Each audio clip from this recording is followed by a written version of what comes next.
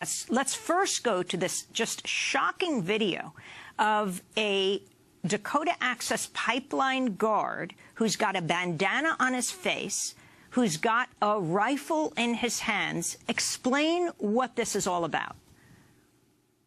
Thanks for having me on, Amy. That moment, I was there when this gunman, was cornered into the middle of this pond nearby, and it was a very terrifying moment for a lot of us watching. I mean, to see this man pointing an assault rifle at our water protectors, and I think that many blessings and gratitude to some of the military veterans within our security, from within our Oceti Sakowin camp, who stepped up to negotiate and to de-escalate this man, to really talk to him to make sure that he did not hurt anybody until the Bureau of Indian Affairs police officers could show up. Your description is accurate. Individuals, our security teams on the ground, noticed this man driving erratically, driving at high speeds through a crowded street, through the crowded highway, and they did their very best to incapacitate the vehicle and did their very best to de-escalate the situation, which they were successful in doing. I think that... Explain who you understand he is.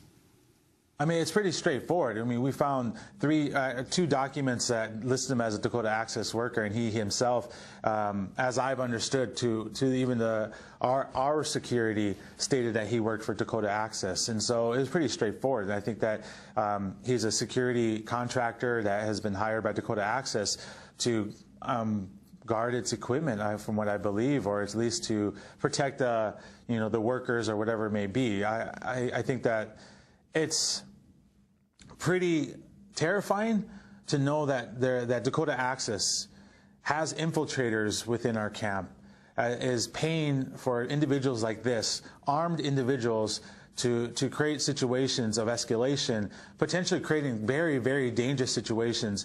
We don't know what his intention could have been. He could have, fired upon police, creating a situation where the police think it's coming from our protectors when it's not. I mean, it goes hand in hand with this series of mysterious situations that really paints creates a situation where we have to feel suspicious about what Dakota Access intentions are. And it just clearly paints that Dakota Access has no regard for common decency or any kind of corporate responsibility. And it's really surprising that people are still investing in this company. Has Dakota Access Pipeline responded to this video?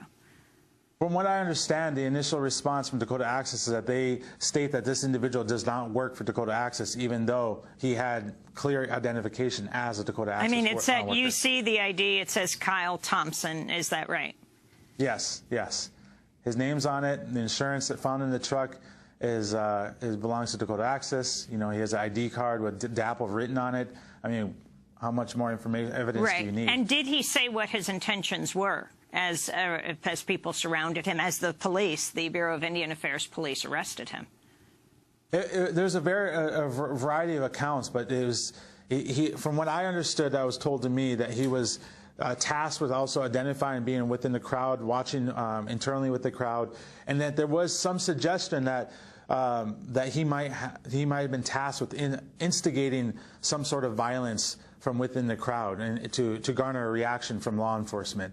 I mean, that's just what I've heard from different folks that were talking with him in that moment to de-escalate the situation.